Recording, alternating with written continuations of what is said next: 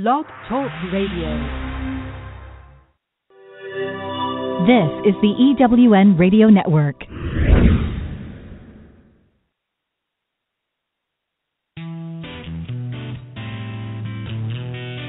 Welcome to Thriving Entrepreneur with your host, Steve Kidd, third-generation minister and business coach.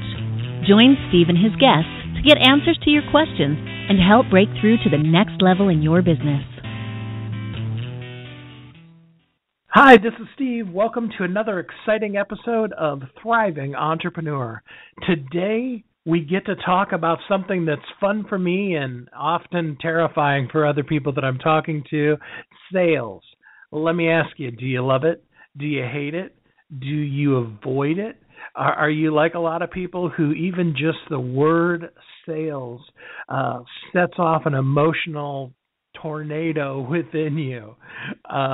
It's really interesting how the fear or even the hatred of sales is so common amongst entrepreneurs. Though selling is one of the most central themes that we need in our business, we've got to get customers in order to be able to have our business.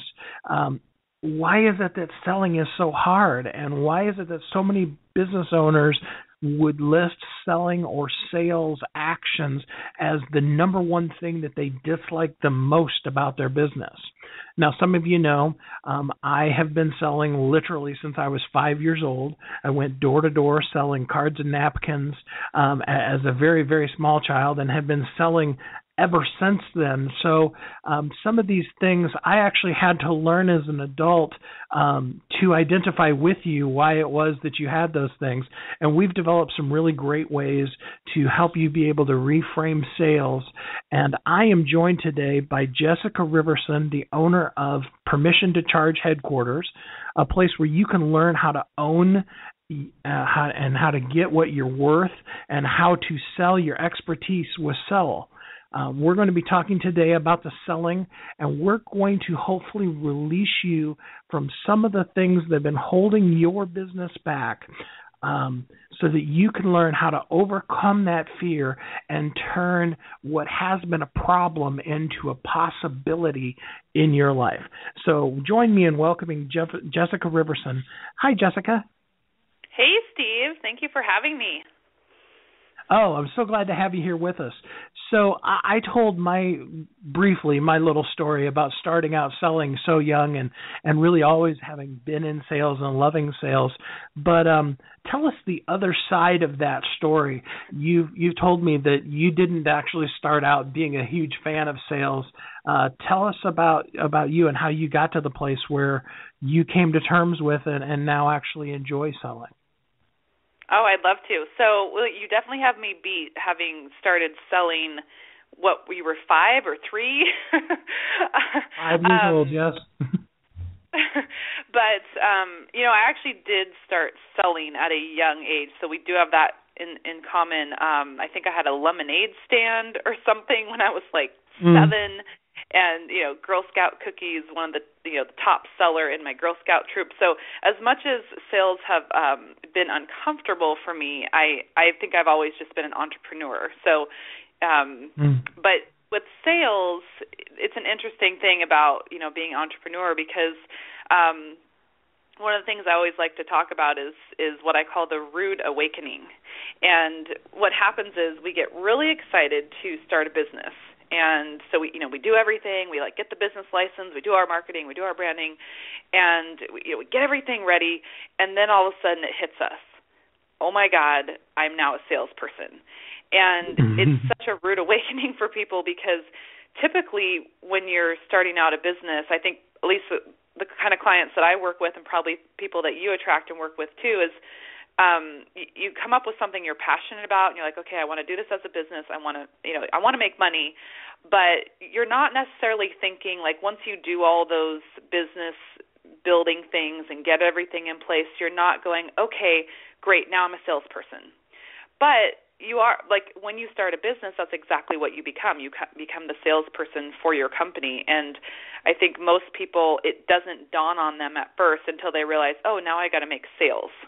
And it's really hard to overcome that. And I remember when I started my first business, which is a tutoring franchise, one of the things that really stood in my way, not so overtly as selling, because like I said, I had some experience with selling previously, but it was more all of the things about sales that come up. For example, the money stuff, right? Like, charging people whatever price I created, that part was really hard for me. So I find there's a lot of things about selling that stand in our way. For example, if you have any money mindset things that you're projecting onto your clients, like I used to do, they would call me and say, well, what are your prices? And I would get really scared and I would kind of squeak out my prices.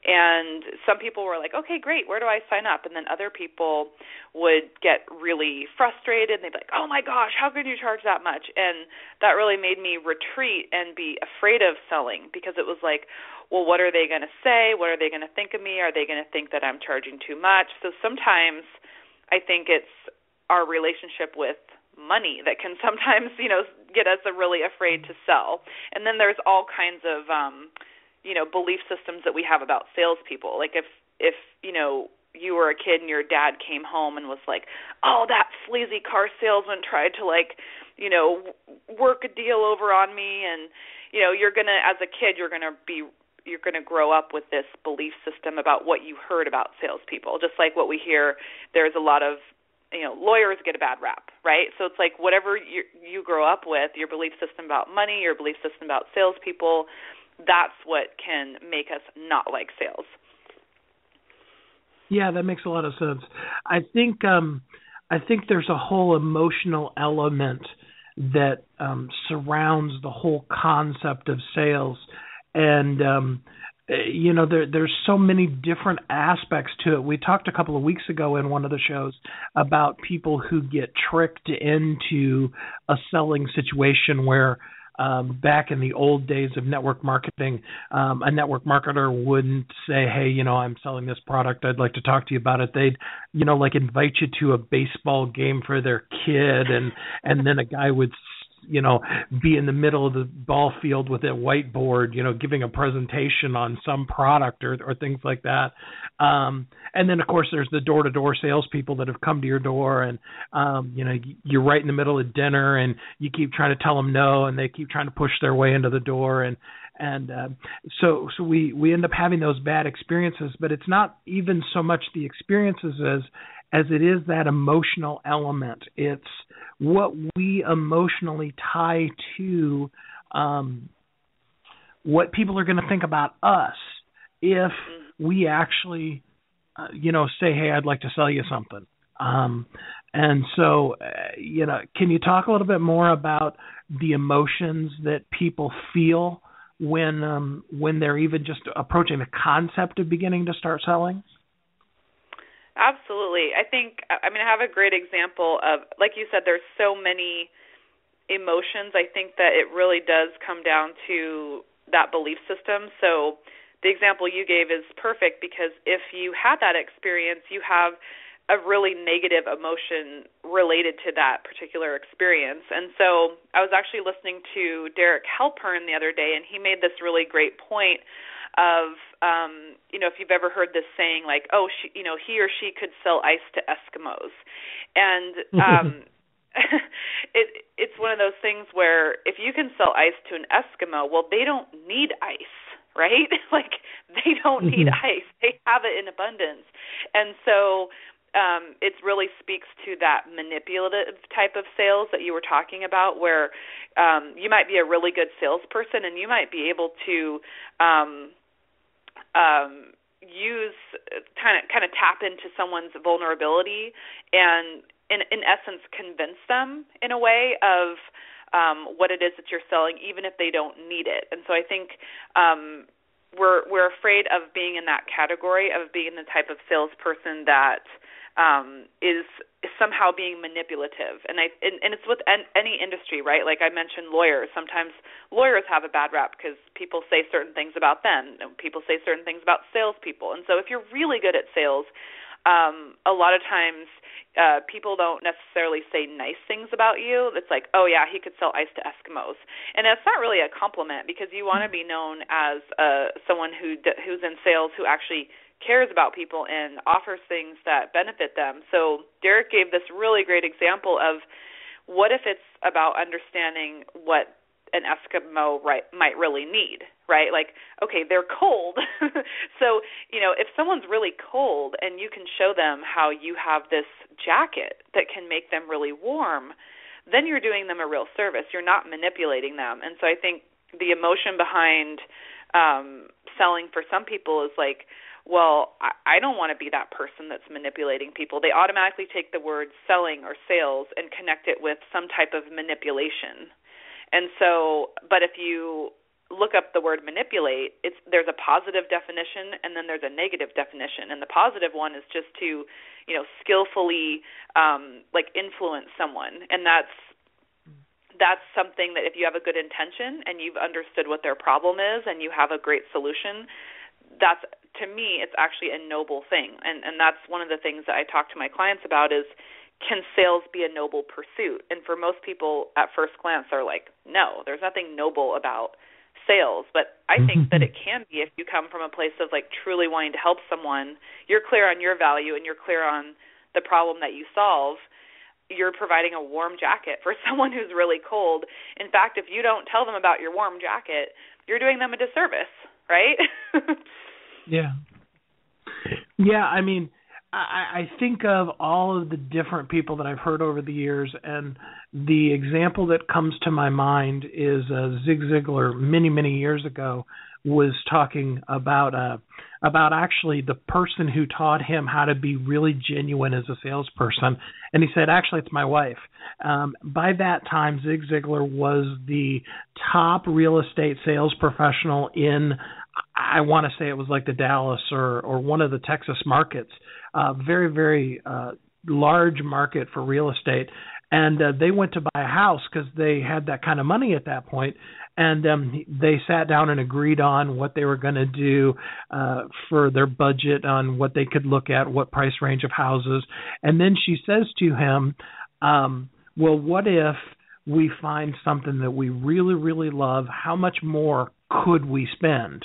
And he's like, okay, well, and they talked a little bit more about places that they could cut back and things that they could do if they really found the perfect house. And then she started going out and looking while he was working, and she finds this great house, and she goes, before I tell you how much this house is, you got to look at it. And she takes him around to see the house, tells him all the great things, points out all the features, has shown him how this is where his easy chair can be, and this is the back patio, and there's the built-in grill so they can grill, and just goes through all these great benefits of the house and everything. And then she goes, there's just one little thing. You remember that top number we agreed on? Well, it's a little bit more. and he brought up the point that when it's something that we really truly want, people buy things. When you need food in your house, you're not angry with the grocery store for having food on the shelves and selling them to you. In fact, you're grateful that you don't go to the grocery store and find a bunch of empty shelves, Right. And the same thing is true with others. And so with that thought in mind, with the thought of framing our emotions in a different direction, we're going to take a little break here. And when we come back, we're going to start talking about some things that can really, truly empower you to turn sales into something that you don't loathe, but you actually love. We'll be back in just a couple of minutes. Hi, I'm Sandra Yancey, founder and CEO of eWomen Network. One of my mottos for business owners is, you can't do it alone. Whether you're in the startup stage of your business or you're scaling, you can't grow without relationships to provide support, wisdom, and new customers. eWomen Network is your home to connect with other women entrepreneurs who have been where you are or are experiencing the same challenges. We have chapters across the U.S. and Canada that have monthly events featuring our trademarked process called accelerated networking to ensure you get the contacts, resources, and leads you need to grow your business. And once you become a member, you get many benefits, including 2 one-on-one coaching sessions, unlimited access to our membership database, your own personal profile page, and discounts on products and services with our business partners such as UPS and American Express Open. Join the eWomen Network community and let us help you live your dream. For details, visit eWomenNetwork.com. Hi, this is Steve Kidd, the host of Thriving Entrepreneur. I want you to know you are uniquely brilliant, created for a purpose. The world needs you, and we want to help. I work with my wife, Kathy, and together we form the business development super team, Thrive Business Development. We are here to provide you with well-researched business strategies and empowered step-by-step courageous coaching to help you avoid overwhelm and break through to the next level of your business. Just for listening to the show, we want to give you a free gift. All you have to do is email Steve at wehelpyouthrive.com. We will help you get a free gift and access to specials from all of our guests. That's Steve at wehelpyouthrive.com. Let us help you be a thriving entrepreneur today. Welcome back to Thriving Entrepreneur. Hi, this is Steve. I'm here with Jessica, and we are talking about turning your fear of hatred or dislike of sales into something that you love. We were talking in the last segment about the emotions that surround how you feel about sales before you ever even get into it. And we're going to jump back more into that. But we have something exciting that's happened here. I have a gentleman named Joe that's on the line with us. He actually called in, and he'd like to share a perspective from his point of view of something you could do to empower yourself with selling. Hi, Joe. Hey. Is your particular topic having to do with entrepreneurs or salespeople? Well, the show does mostly go towards entrepreneurs, but I do have a lot of salespeople that I've worked with over the years, so either is fine. Okay. What I meant was this particular topic, was it about transforming the entrepreneur's fear of selling, or was it about the normal salesman? Because I can answer primarily for the normal salesman. Yeah, the entrepreneur's fear of selling. Oh, the entrepreneurs. Okay. Yeah. Well, then I'll give them the advice that I would give my salesman. I would tell them pick up a book. I would tell them look at YouTube videos. I would tell them look at videos that are prescribed by people who have good reputations for salesmanship, and then practice. If you're going to talk about salespeople, that's something I'm more familiar with. But if you're going to talk about entrepreneurs now, then I'll give you that particular opinion, because it's the same as when you would tell a neophyte, how do you become good at sales? You have to practice. Right. And the emotions, which is something which you had talked about just a few minutes ago. The reason why entrepreneurs, I presume, and the reason why salespeople, when they start out, have this fear or loathing of sales is because they get rejected very, very often. And they don't have good training. So, unfortunately, the entrepreneur doesn't have somebody to train him unless unless he's already hired a sales force. Then he can talk to the director of marketing or the sales manager and maybe take private lessons after work or something like that. But I presume the entrepreneur you talk. Huh? That's a great point, actually, because entrepreneurs, they don't have their sales director. Who are they going to go to, right? Exactly. If you have a business coach, great. But if you don't, who do you get that training from? That's a brilliant point. It is very and good. Again, yeah, I think that's good. Yes, there are a lot of good books out there. We talked about Zig Ziglar, who is an older salesperson, but there's even people like Tony Robbins and stuff like that have books that, though they don't specifically talk about sales techniques, they will help you with the motivation and stuff like that. The motivation. I really appreciate it. Yeah. That's why I wouldn't recommend Ziglar. Although he does have a course on sales, I wouldn't recommend Ziglar nor Tony Robbins because they are about motivation. I would recommend books about sales principles. And I would tell the entrepreneur, if he was coming to me, believe in what you're selling. If you know that what you've got is a very good product, you just might be the very best salesman out there because you might have been involved in the formulation of that product. You might know all about that particular product better than the salespeople because most companies nowadays don't know how to train the salespeople right anyway. So if the entrepreneur... Well, I appreciate that, Joe. Yeah, I appreciate your opinion, and thanks for calling in. I want to actually jump in on what Joe was talking there because I think that's right where we were at and also has a good perspective on that. The way to overcome the emotion that you have of selling is to flip the switch, as it were, and learn, first of all, in your mindset what that means to be a salesperson, because he brought up a really great point, Jessica. He said there's probably nobody, especially if you created the product or what have you, that really truly knows your product like you do. I've often used this example. If you had the cure for cancer and it cost something to be able to get that cure for cancer to people, you wouldn't be holding back that cure for cancer. You'd just be telling everybody, hey, you've got cancer. I can cure it for you. And if there was a price associated with it, the price would be very secondary, because what you'd want to do is you'd want to share with those people what you have, because you know that it's that important to their life. And although I don't know that we have any of us that are actually curing incurable diseases, we are removing cancers from people's lives. We are helping them with weight loss, with their emotions, with their accounting, all those different kind of things.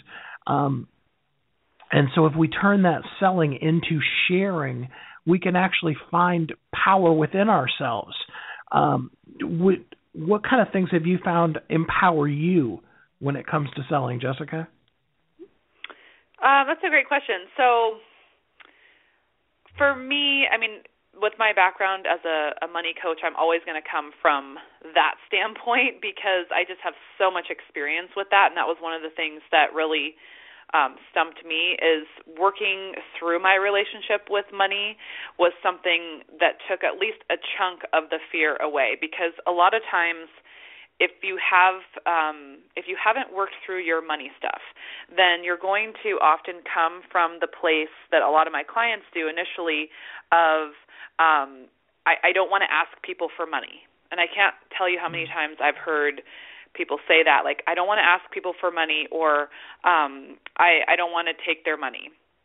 And it's interesting because the people that make these comments are usually the sweetest, kindest, most giving people. And they give so much, they almost give to a fault. And they're so giving that they actually lack the ability to receive. And we see this in women especially. And so the idea that even if you're providing this amazing service, an amazing product that exactly meets the needs of your client, there's kind of two things that I think get in the way there, and this is to answer your question of breaking through these two things can empower you. So the one is any form of projection about your own financial situation. Like, let's say, I'll give you a perfect example. One of the reasons why I used to discount my services and feel bad, quote unquote, feel bad about charging what I was charging and essentially asking for the sale in my first business, the tutoring franchise, was I at that time in my life, I was 25, single mom. I couldn't afford private tutoring for my kid, and so I was projecting my money mindset onto my client. So that's one thing. If you're selling something that's maybe a premium or a larger price and you're not comfortable with that, that's something that will actually get in your way of selling. And then the other piece is if you don't fully understand the value of that. So if you haven't completely wrapped your brain around and your heart into what is the value you provide, that can also stand in your way and essentially make you feel like you don't believe in what you're selling, which is what Joe said, like you have to believe in it and you have to believe in it 100%. So to the point where it doesn't matter what it is that it costs. So again, I'm always coming from that perspective of there's a lot of the money stuff that can get in the way with our selling. And so two things is to, one, clear out your money stuff, like work on your relationship with money, discover what it is you might be projecting onto your clients, and then secondly, get way more clear on the value that you're offering. So like if you're, again, I'm going to go back to that warm jacket to someone who's cold because I think it's such a perfect example. How can you feel bad about that? Like when you get really clear on the fact that this jacket will make you warm and your problem is that you're freezing cold, you can feel really good about selling something like that. So I find that it's interesting, especially among business women whose their livelihood often relies on their ability to earn money and ask for what they're worth, is this idea of, I don't want to ask them for money. And it's like, no, there's a value exchange. And I think so something that has helped me is just to stay clear on the fact that there's a value exchange. I'm not asking anyone for money. I'm not taking anyone's money. I'm exchanging value with them. I'm providing a service and they're paying me for that. And I don't, it's interesting because it's so simple, but sometimes, like you said, the emotions that we have, our limiting beliefs that we grew up with about sales and about money, those things get in the way and cloud us from just staying in the present moment of there's a value exchange here. Absolutely. I think it's so easy to have had a bad experience, and we've all had them, whether it's with salespeople or without, but to have a bad experience where you are the customer in a sales perspective and to transform the emotion that you're having in that experience into the assumption that you expect everybody is going to have when you're presenting them with something. And the truth of the matter is that that's not true. On the one hand, we've all been in the retail situation where the particular salesperson at the store was not having a good day, or they just weren't a good person. I don't know. I don't know them, so who knows? But where we've actually walked out of a store because we just weren't treated well. We've all had that experience, but the reality is that that's the smallest part of our buying experience as people. We go to I said before, the grocery store. We go to that every day, every week, every month. We buy clothing, we buy things for our kids for school. There are so many buying experiences that we have every day that we don't even think about. We have no emotion about, or we even have positive experiences.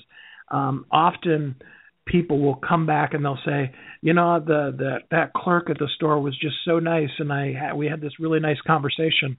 And yet we don't internalize that and say, hey, I could be that person that's a light in somebody's day. How many times have we been having a rough day where you have to rush through a store and you get to the checkout and the person's just really nice and it brightens up your whole entire day because of that good encounter that you have with somebody? I think that we have to start there from the emotions. We have to be real with. And lastly, you talked about money, Jessica. I couldn't agree more. We almost always can afford anything that we want to prioritize affording. There are some things that we shouldn't buy that it's not so much a matter of whether we do or don't have the amount to pay the payment for it. It's just not smart financially to have done. But the truth of the matter is that I don't know if I've ever really found anybody that when they found something that they wanted or needed truly, that they didn't find a way to come up with the money or find a solution that they found that problem met for them. So I want you guys to think during the commercial break here. I want you to come up with mentally about 5 different empowering things that have been good situations you've had when you were purchasing a product. It could be a new pair of shoes. It could be, groceries from the grocery store, prescriptions from the pharmacy. Think of about 5 positive situations you've had as a buyer, and then we're going to use that as a jumping off point when we come back after the break. This is the EWN Radio Network. I'm looking for a certain kind of woman, and I think you know her. She's an entrepreneur that is highly connected, successful, significant in her own industry, and considered the go-to woman in her community. She's received so much from so many women in business, she's ready to give back to others on their journey, lifting as she climbs. Hi, this is Sandra Yancey, and I'm the founder and CEO of eWomen Network. I'm looking to connect with the woman I've just described who lives in your community so that we might have a conversation about how eWomen Network's proven success system can provide her a platform to elevate her success and ability to support women in business. Our international community of managing directors are influencing the speed of success for women in business around the world. If that sounds like something that you want to be part of or know someone we should talk with, send an email to managingdirector@ewomennetwork.com. That's managingdirector@ewomennetwork.com, and let's start the conversation. Hi, this is Steve Kidd, the host of Thriving Entrepreneur. I want you to know you are uniquely brilliant, created for a purpose. The world needs you, and we want to help. I work with my wife, Kathy, and together we form the business development super team, Thrive Business Development. We are here to provide you with well-researched business strategies and empowered step-by-step courageous coaching to help you avoid overwhelm and break through to the next level of your business. Just for listening to the show, we want to give you a free gift. All you have to do is email Steve at wehelpyouthrive.com. We will help you get a free gift and access to specials from all of our guests. That's Steve at wehelpyouthrive.com. Let us help you be a thriving entrepreneur today. Welcome back to Thriving Entrepreneur.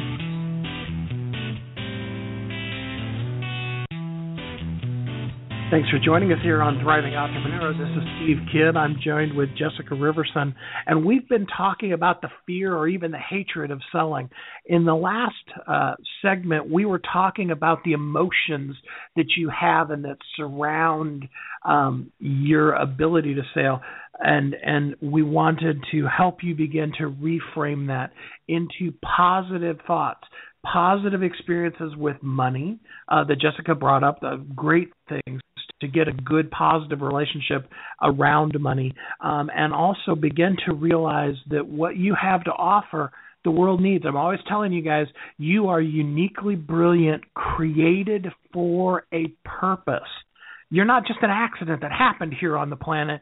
You actually are here on purpose, and what you have to share the world needs.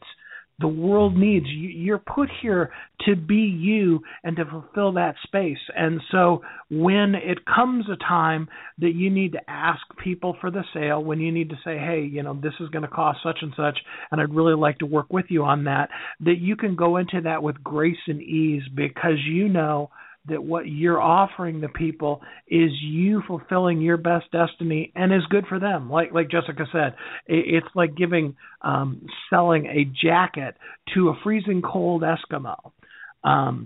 So we want to really give you permission. And Jessica, if you talk a little bit more about that, the whole concept of the fact that there is a spiritual, internal kind of component that comes along with that is really truly part of selling. It's that understanding that you're fulfilling your true identity when you allow people the opportunity to have your product.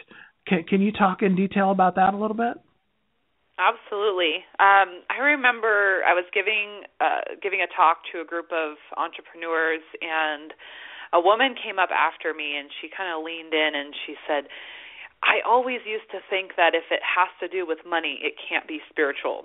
And so in my business, working with so many coaches and especially women, I know you guys work with women a lot in your Thrive Academy, and there's so much of that.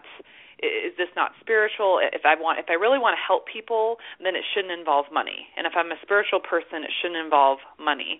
And so I love to reframe that. And like you just said, is like we are here for a purpose. And if you believe in your product or service and you're very clear on why and how it solves their problem, which I think if we pull this even back farther, understanding your target market and being really clear on what their problems are and coming up with a solution that they automatically recognize, that's another piece that has to be in play here. And if those pieces are in place, then you can feel really good about the fact that you are helping people by providing a service that they need. And sometimes people will say to me, like, well, I don't really, need a lot of money. And I'm like, okay, great. You don't need a lot of money, but you know what? All those people that you want to help and those, the nonprofit you want to create and the charities you want to donate to, they need a lot of money.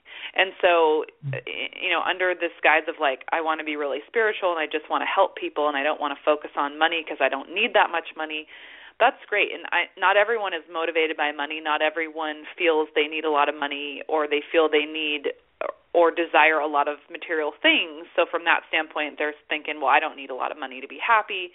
Great. But the people that they want to help, they do need money. And so the thing is, if we come at it from the idea that, if I generate lots of money, I will actually be able to help more people. And I love giving the example of the church my husband and I go to.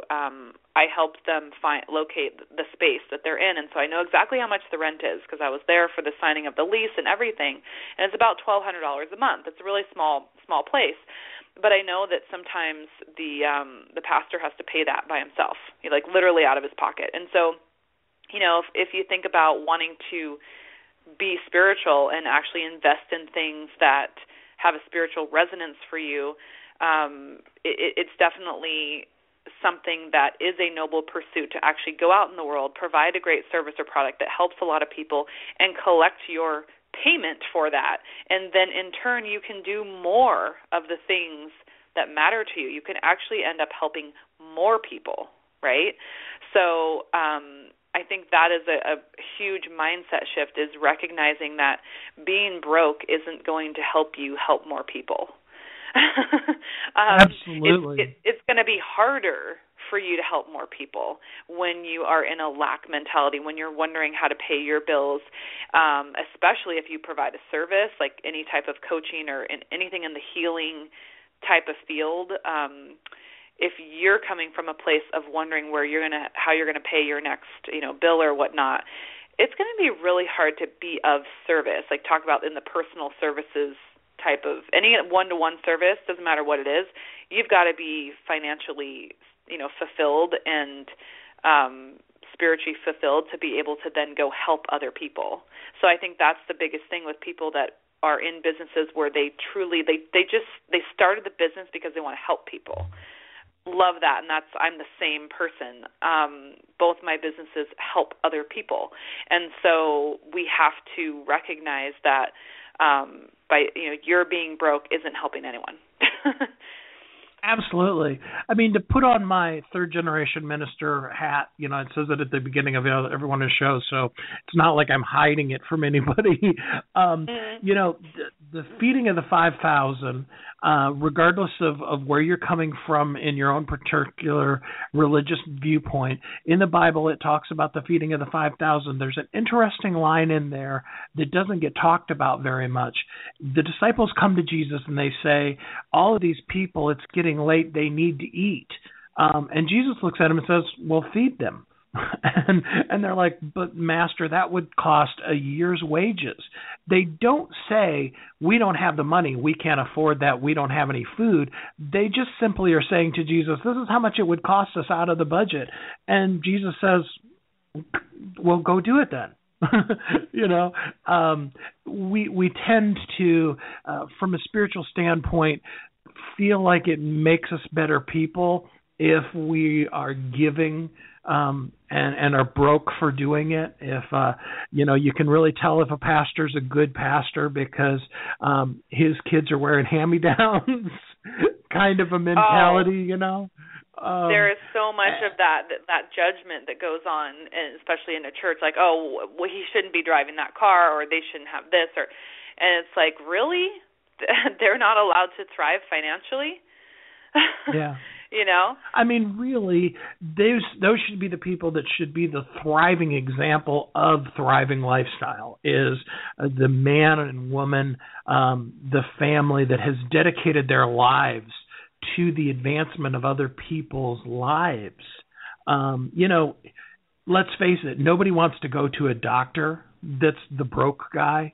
Nobody wants their doctor to be the guy that just barely graduated medical school. You want to have your surgeon be the top in his class from, Cornell or Harvard or someplace like that. Well, it's the wounded healer thing, right? It's like the wounded healer. Yeah. If you're out trying, I see this a lot in coaches. It's like you want to help people with success, and you've got to make sure you have your foundation set up. And I started that way with really struggling, and fortunately I already had another business, so I had something successful going on. But a lot of times, when you're starting out with a business like that, it's you got to get your own financial ducks in a row first, so that you actually have a well that you can draw from, and you're not just showing up empty.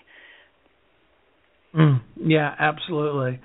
It's very important that you get your thoughts on money right, that you give yourself permission to share what you have with others, and to really frame it in your mind. I'm sharing what I've got with other people who are in need.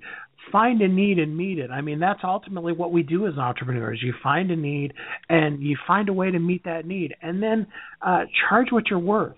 I've said it before. I'm going to say it again until you guys get sick of hearing it, and then I'm going to probably say it again. That's what my kids would tell you. Is the true definition of humility is not somebody that's self-evasive, that's self-loathing. True humility is a person who has a right perspective of themselves. And I'm here to tell you, you are awesome. But you need to own that. Own the fact. You need to look yourself in the mirror. You need to stand up during the commercial break, and you need to shout at the top of your voice, I am awesome. Let the world know it. And then give the world an opportunity to share in your sharing of your awesomeness. Now, we do need to go to another break here. I wish we didn't, but we'll be back in just a couple of minutes. I'm looking for a certain kind of woman, and I think you know her. She's an entrepreneur that is highly connected, successful, significant in her own industry, and considered the go-to woman in her community. She's received so much from so many women in business, she's ready to give back to others on their journey, lifting as she climbs. Hi, this is Sandra Yancey, and I'm the founder and CEO of eWomen Network. I'm looking to connect with the woman I've just described who lives in your community so that we might have a conversation about how eWomen Network's proven success system can provide her a platform to elevate her success and ability to support women in business. Our international community of managing directors are influencing the speed of success for women in business around the world. If that sounds like something that you want to be part of or know someone we should talk with, send an email to managingdirector@ewomennetwork.com. That's Managing Director at eWomenNetwork.com. Hi, this is Steve Kidd, the host of Thriving Entrepreneur. I want you to know you are uniquely brilliant, created for a purpose. The world needs you, and we want to help. I work with my wife, Kathy, and together we form the business development super team, Thrive Business Development. We are here to provide you with well-researched business strategies and empowered, step-by-step, courageous coaching to help you avoid overwhelm and break through to the next level of your business. Just for listening to the show, we want to give you a free gift. All you have to do is email Steve at wehelpyouthrive.com. We will help you get a free gift and access to specials from all of our guests. That's Steve at wehelpyouthrive.com. Let us help you be a thriving entrepreneur today. Welcome back to Thriving Entrepreneur. Hi, this is Steve. Jessica and I have been talking to you about how to turn your fear or even hatred of sales into something you love. And we've had some really great things that have come up today. I wish we could go on for about 4 or 5 hours. I always say this, but, we are getting close to the end. Jessica, before we do anything else, I know there are some people who you've sparked some things in them and would like an opportunity to have a further discussion with you and maybe work with you. So let me give you an opportunity to sell. Tell us how people could work with you. Great. Thanks, Steve. So I'll give 2 options. Love to give options. So number 1 is to go to my website, which is jessicariverson.com. And right on the top of the page, if you look closely, there's a space for you to put your name and email. And when you put your name and email there, you will receive my permission to charge quiz. And this quiz will give you a snapshot of where you're at in your business in regards to owning your worth, in regards to packaging and pricing your expertise, and then in regards to your sales consultation or your enrollment process. So that will be a great quiz for you to take and give yourself a snapshot on where you need to focus.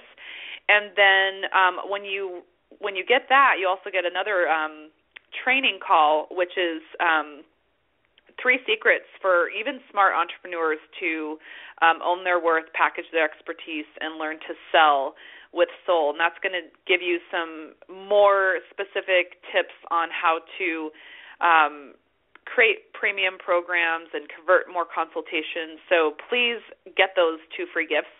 And if you really want to talk to me, you can go to permissiontocharge.com and fill out your name and email, and then you'll get a longer form to give me some more information about you, and then we'll get on the phone from there. So 2 ways to interact with me.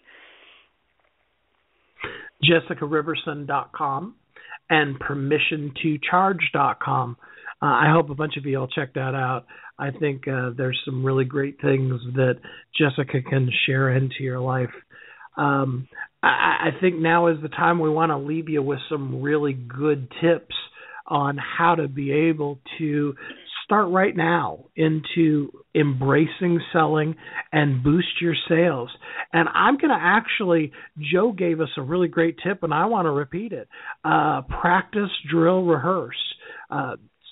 It's amazing how much impact saying something out loud, even if it's in a mirror, but even better yet to your spouse or a friend or something, just doing the pitch, doing it over and over and over and over again until you can really say it comfortably, how empowering that can be in the emotional element that you have in, what if I say something dumb feeling, So Jessica, what about you? What's a couple of tips that we can leave the folks with that they could do even this week to really embrace selling and boost their sales? Okay, great. Yeah, and I do want to emphasize your point is one of the things that did help me the most is being coached and reading books and practicing. So I don't think you can master sales in a vacuum, right? So you have to actually read the books, take the trainings. One of the things I do with my clients is I talk to them before and after their consultation. So it's like, okay, I said this, they said this. Okay, here's what you need to do differently next time. So always investing in yourself in working with someone like Steve or myself is really important. But so I would say that's like number one thing that you can do is get that training. So thanks to Joe for bringing that up. But another important tip that I always like to share is to get out of ego.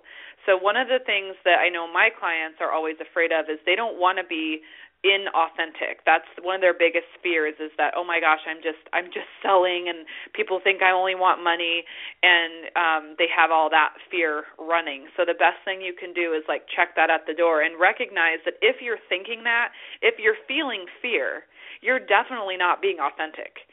You're in ego. Your ego is talking. Your ego is leading the way, and that's the very thing that you don't want to be. So actually, your fear is a really great trigger for you, or a cue.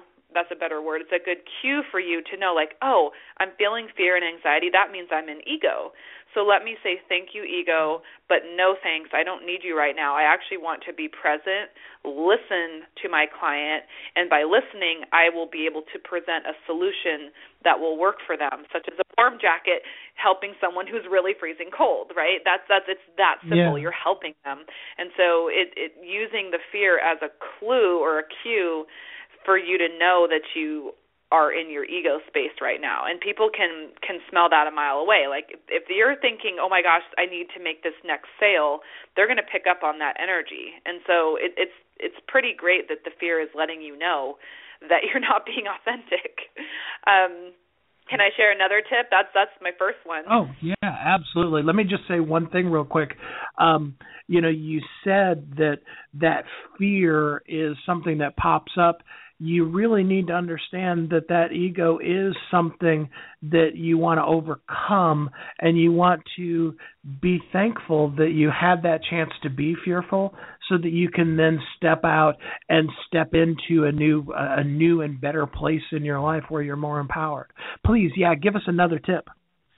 Okay, so another one of my favorite things is you probably hear this too, Steve, is like one of people's biggest hurdles is when a client says, well, I can't afford it.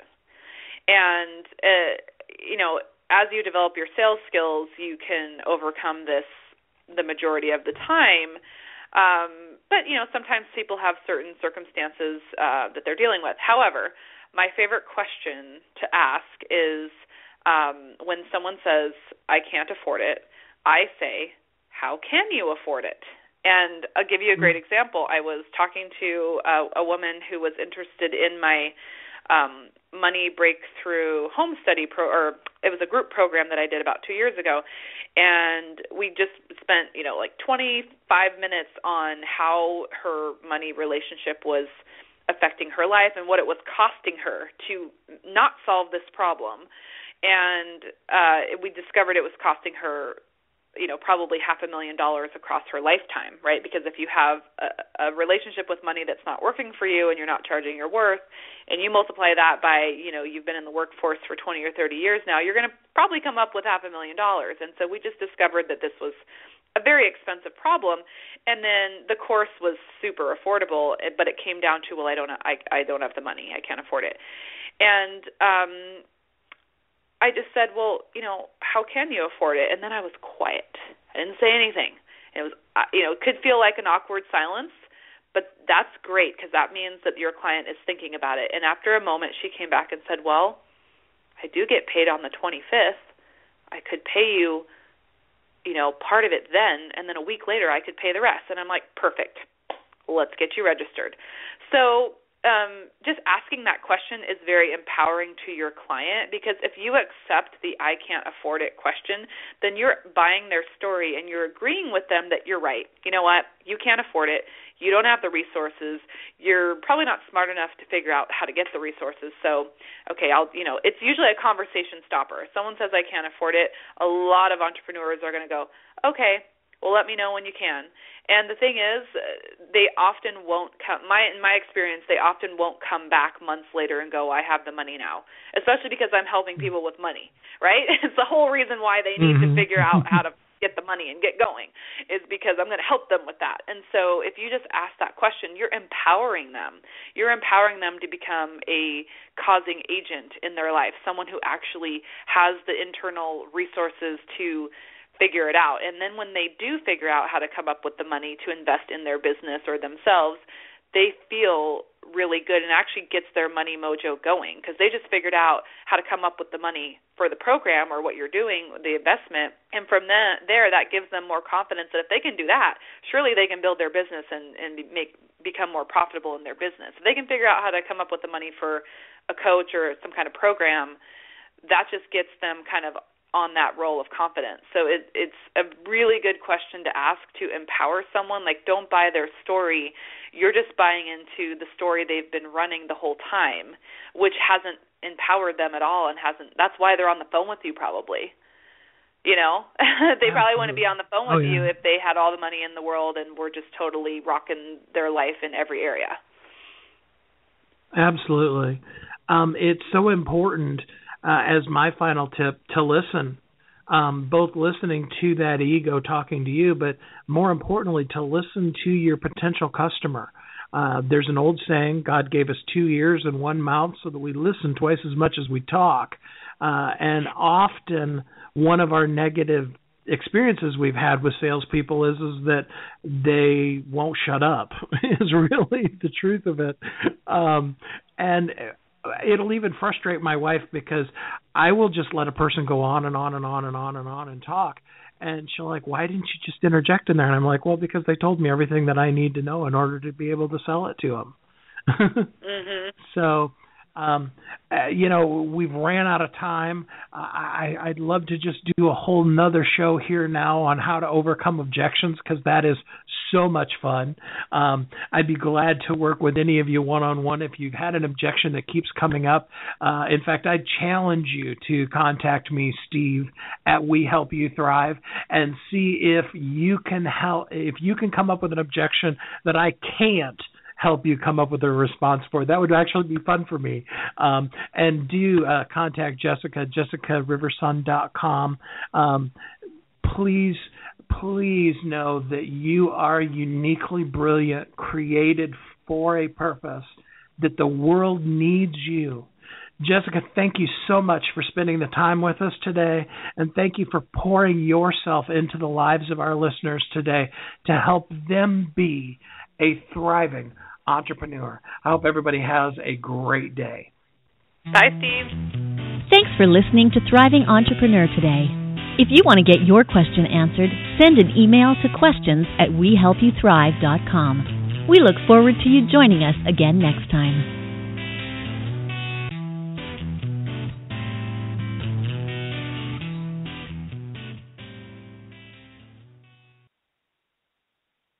Hi, this is Steve Kidd, the host of Thriving Entrepreneur. I want you to know you are uniquely brilliant, created for a purpose. The world needs you, and we want to help.